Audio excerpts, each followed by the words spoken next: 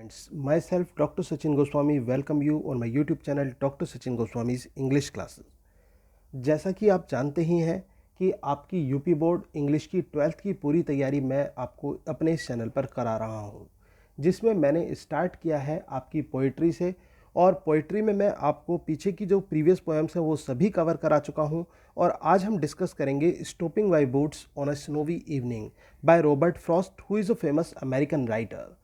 तो ये जो कविता है stopping my woods on a snowy evening, ये रॉबर्ट फ्रॉस्ट की एक लिरिकल पोएम है। इससे पहले मैं आपको बता देता हूँ कि Robert Frost is a famous American poet, was born 1874 and died on 1963। और इस पोएम से जुड़ी हुई एक बात मैं आपको बताना चाहूँगा कि ये जो पोएम है इसकी जो लास्ट का जो पैराग्राफ है, जो लास्ट की 4 लाइन्स आती हैं, जो ये लाइन्स हैं, the woods are lovely dark and deep but I have promises to keep, the miles to go before I sleep and miles to go before I sleep। ये जो 4 लाइन्स हैं, इन्हीं 4 लाइन्स ने इस पोएम को immortal किया English literature में। कहने का मतलब इस पोएम को जो फेम मिली वो इन्हीं 4 लाइन से मिली। शायद अगर ये 4 पंक्तियां ना मिलती तो इस कविता को इतनी फेम भी ना मिलती। अब मैं ऐसी बातें क्यों कह रहा हूँ कि ना मिलती का कारण ये है क्योंकि ये जो लाइन्स थी, ये जब पोइट की डेथ हो गई थी रॉबर्ट फ्रॉस्ट की, तो उनकी मृत्यु के बाद में उनकी टेबल पर लिखी हुई ये स्वतः पंक्तियाँ थीं जो देखी गई और फिर इनको कंसीडर किया गया कि इससे अटैच हैं ये इस पोएम से कविता की पंक्तियाँ। तो तब जाके इसमें इन पंक्तियों को जोड़ा गया। तो इससे क्या हुआ, इस पोएम को एक नई उड़ान मिली, एक नई पहचान मिली इस कविता को, stopping by woods on a snowy evening. क्योंकि जो इस पोएम की एक पॉजिटिव जो लाइंस आती है ना, मोटिवेशनल लाइंस भी हम कह सकते हैं, वो यही हैं, the woods are lovely dark and deep but I have promises to keep and miles to go before I sleep and miles to go before I sleep. ये बहुत ही फेमस लाइंस हैं, इनको भी मैं एक्सप्लेन करूंगा, लेकिन उससे पहले हम डिस्कस करेंगे पूरी पोएम। ये जो पोएम है इसमें जो पोइट है उसने एक किरदार को रिप्रेजेंट किया है। यहाँ पर एक व्यक्ति है जो घुड़सवारी कर रहा है, घोड़े पर जा रहा है। और ये जो व्यक्ति है ये वास्तव में देखा जाए तो कोई और नहीं है, ये कवि ही लगता है कवि की बातों से, लेकिन ऐसा कवि ने बिल्कुल नहीं कहा है कि ये खुद मेरा ऑटोबायोग्राफिकल टच है, ये केवल हम एक इमेजिन कर सकते हैं। तो यहाँ पर क्या है, हम एक व्यक्ति को ही मानेंगे कि एक व्यक्ति है जो घोड़े पर सवार होकर जा रहा है। और वो क्या कहता है, whose woods these are I think I know. यहाँ पर वो एक जंगल में रुक गया है, और जंगल भी कैसा है, बर्फीला जंगल है, जैसा कि आपको इसके टाइटल से ही पता चल रहा होगा, stopping by woods on a snowy evening. कि वुड्स मीन्स जंगल, जंगल के द्वारा रोका गया। और कब रोका गया, स्नोवी इवनिंग, बर्फ़ पड़ रही थी, बर्फ़ से भरी जो शाम थी, उस शाम में मुझे इसके द्वारा रोका गया, जंगल के द्वारा। तो यहाँ पर जो वो व्यक्ति है क्या कहता है, यहाँ का जो नरेटर है, whose woods these are think I know. ये किसके जंगल हैं, मुझे लगता है कि इस जंगल के मालिक को मैं जानता हूँ। आई think I no, what I know, यहाँ पर आई नो का मतलब है कि कहीं ना कहीं एक्वेंटेंस है, उसके मालिक से वो परिचित है। His house is in the village though, he will not see me stopping here. और वो कहता है कि उसका जो घर है वो यद्यपि इसी गांव में है, जो इस जंगल का मालिक है, he will not see me stopping here, लेकिन वो मुझे यहाँ पर रुकते हुए नहीं देख पाएगा। To watch his woods fill up with snow, और वो मुझे नहीं देख पाएगा कि मैं उसके जो जंगल हैं उन्हें देख रहा हूँ, जो कि बर्फ़ से ढके हुए जंगल हैं, मैं उन जंगलों को देख रहा हूँ, ऐसा वो नहीं देख पाएगा। My little horse must think it queer, मेरा जो एक छोटा सा ये घोड़ा है ये इस बात को सोचकर बड़ा विचित्र हो रहा होगा, इसको बड़ा अजीब सा लग रहा होगा। To stop without a farm house near between the woods and frozen lake, कि मैं यहाँ पर कोई फार्म हाउस भी नहीं है पास में, लेकिन फिर भी मैं यहाँ पर रुक गया हूँ। और कहाँ, इस फ्रोजन लेक में, जो बर्फ़ से जो जमी हुई जो झील है वहाँ पर, और इन जंगलों के बीच में मैं क्यों रुक गया हूँ, ये सोचकर मेरे घोड़े को भी बहुत विचित्र लग रहा होगा। The darkest evening of the year, और जबकि ये जो संध्या है ये बहुत गहरी संध्या है, डार्केस्ट इवनिंग है, अंधेरा सा भी है शाम के समय, लेकिन बर्फ़ जो है वो बर्फ़ से ढके हुए जो पेड़ पौधे हैं वो इस प्रकार से हैं, और बर्फीली झील है। और यहाँ पर ही gives his harness bell a shake to ask if there is some mistake. वो अपनी घंटी को बजाता है।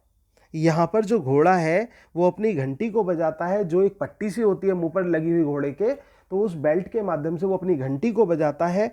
और वो ये पूछने की कोशिश कर रहा है घोड़ा यहाँ पर नैरेटर से कि क्या कोई गड़बड़ है, क्या कोई गलती हो गई है, क्या कोई परेशानी है।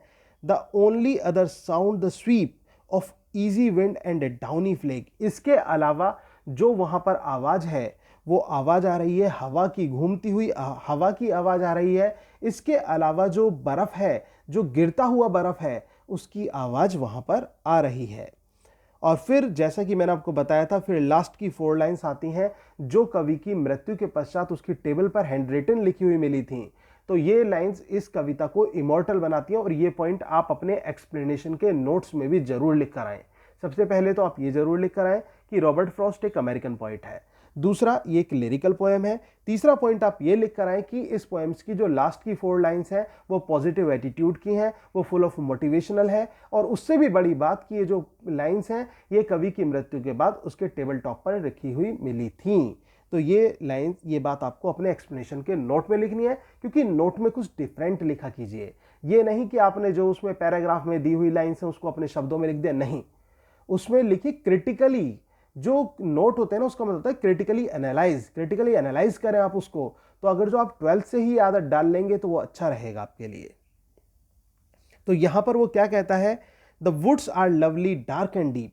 ये जो जंगल है ना ये बड़ा प्यारा लगता है, बड़ा घना लगता है और बड़ा ये डार्क लगता है।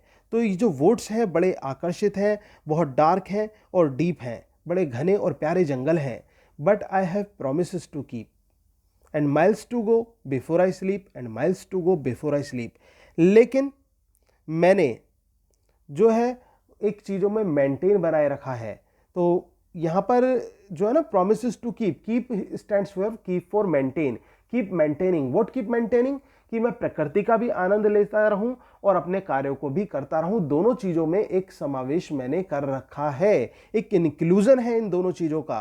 तो वो ये बात यहाँ पर कहना चाहता है, but I have promises to keep, लेकिन मैंने जो है मुझे और भी काम करने हैं इसके अलावा। And miles to go before I sleep and miles to go before I sleep. अभी तो मुझे मीलों की यात्रा तय करनी है अपनी मृत्यु से पहले। स्लीप मतलब मृत्यु से पहले। जैसा कि अक्सर होता है, हमारा सभी का लाइफ में एक टारगेट होता है, हमें वो अचीव करना होता है। अगर आप इन पंक्तियों को अपने जीवन में उतार लें तो मैं कहता हूं कि कभी भी आप निराश नहीं होंगे और आगे बढ़ते चले जाएंगे। क्योंकि जब भी आपको बाधा लगे, कोई परेशानी लगे, तो आप ये लाइन कहिए कि but I have promises to keep and miles to go before I sleep and miles to go before I sleep. अभी तो मुझे बहुत कुछ करना है, अभी तो मुझे बहुत कुछ करना है। दोस्तों, ये जिंदगी खत्म नहीं होती। लास्ट के जो क्षण तक भी हम कुछ ना कुछ ऐसा करके जाते हैं जो देश हमें याद कर सके। तो हमें कुछ ऐसा ही करना है ताकि लोग हमें याद कर सके, और याद करते हैं अच्छे कर्मों से। अगर जो हमारे अच्छे कर्म हैं हम अच्छे प्रकार से याद किए जाएंगे, अगर जो बुरे कर्म हैं तो हमें बुराई दी जाएगी। तो फैसला आपको करना है कि आपको क्या करना है। और अच्छा होता है कि आप अच्छे कर्म को अपनाएं और अपनी इन जो पंक्तियां हैं इन पंक्तियों को जीवन में भी उतार लें। उम्मीद है कि आपको मेरा पढ़ाया हुआ अच्छा लग रहा होगा।